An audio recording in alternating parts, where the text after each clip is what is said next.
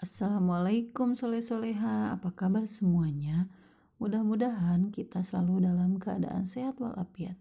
Baiklah soleh-soleha, sebelum menyimak video pembelajaran hari ini, marilah kita membaca doa terlebih dahulu. Bismillahirrahmanirrahim. Rabbi zidni ilman warzuqni fahman. Baiklah soleh-soleha, di video pembelajaran hari ini kita akan belajar tema 5, subtema 3, pembelajaran 3, muatan IPA dan Bahasa Indonesia, pembelajaran 4, muatan PPKN dan Bahasa Indonesia. Untuk pembelajaran 3, muatan IPA tentang cara membuat magnet. Nah, logam yang digunakan untuk membuat magnet adalah besi dan baja. Besi lebih mudah dibuat magnet, namun cepat pula hilang sifat kemagnetannya. Sementara itu, baja lebih sulit dibuat magnet, namun sifat kemagnetannya lebih tahan lama. Ada beberapa cara membuat magnet, yaitu dengan gosokan, induksi, dan aliran listrik. Nah, untuk yang pertama, membuat magnet dengan gosokan. Membuat magnet dengan gosokan dilakukan dengan cara menggosokkan magnet pada benda magnetis, misalnya besi.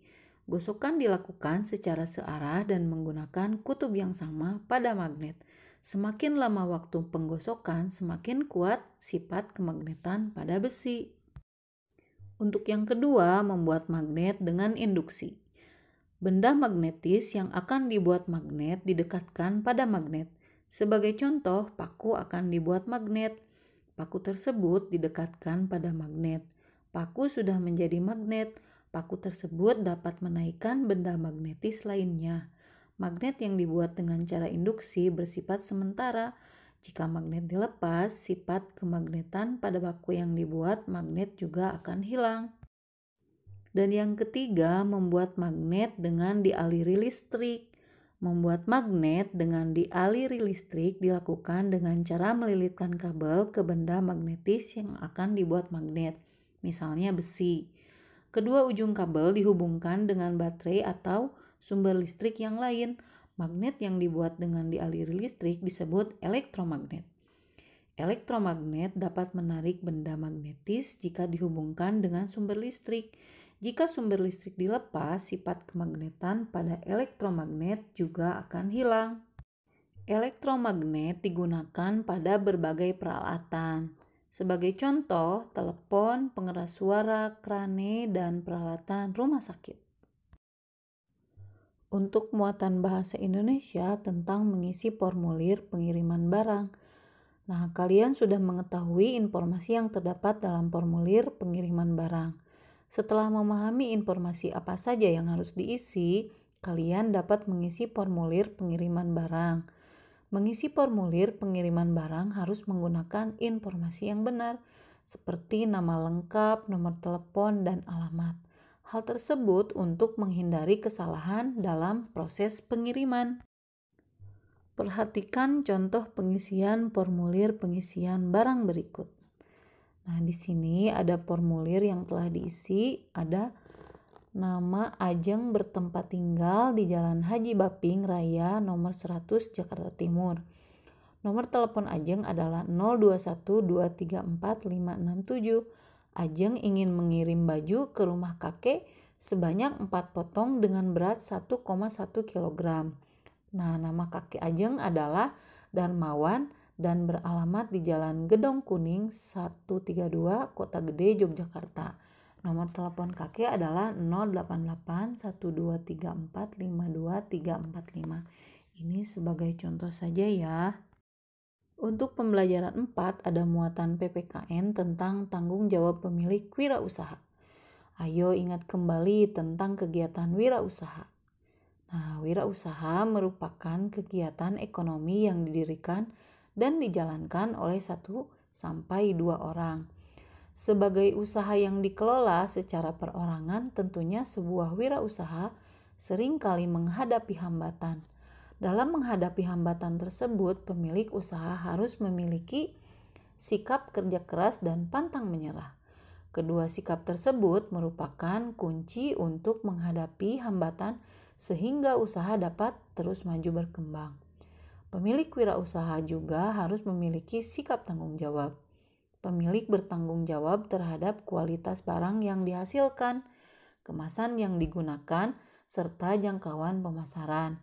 Semua tanggung jawab tersebut sebaiknya dipenuhi oleh pemilik wirausaha agar usahanya semakin berkembang pesat.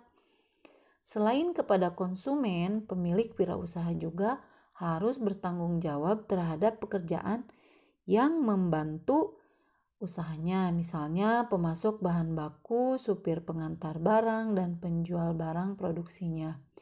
Bentuk tanggung jawabnya dengan memberikan upah sesuai dengan pekerjaan yang mereka lakukan. Tanggung jawab tersebut juga merupakan wujud saling menghargai dan menghormati antar usaha ekonomi.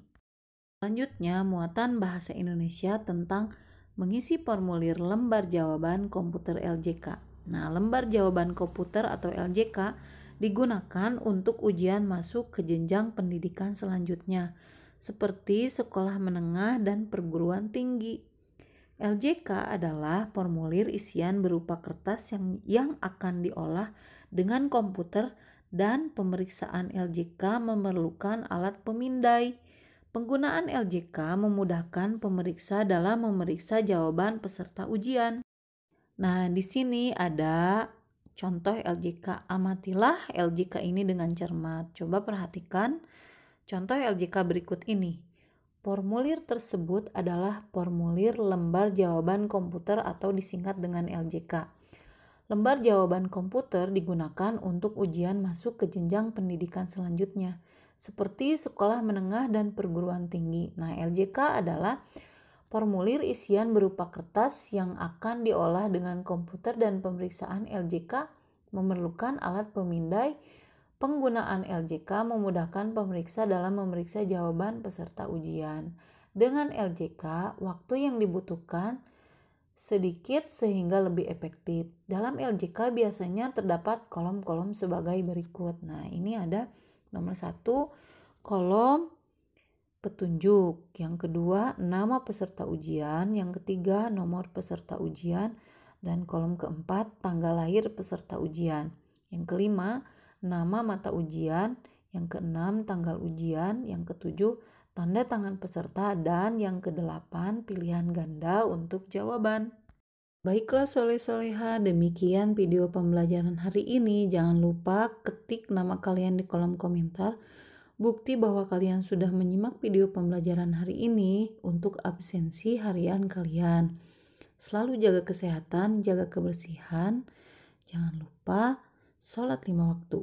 Dan jangan lupa kerjakan Ayo Berlatih halaman 160 dan 164. Jika ada yang belum dipahami, silahkan tanyakan melalui WA Japri ya. Billahi taufiq wal hidayah. Wassalamualaikum warahmatullahi wabarakatuh. Sampai jumpa di video pembelajaran berikutnya.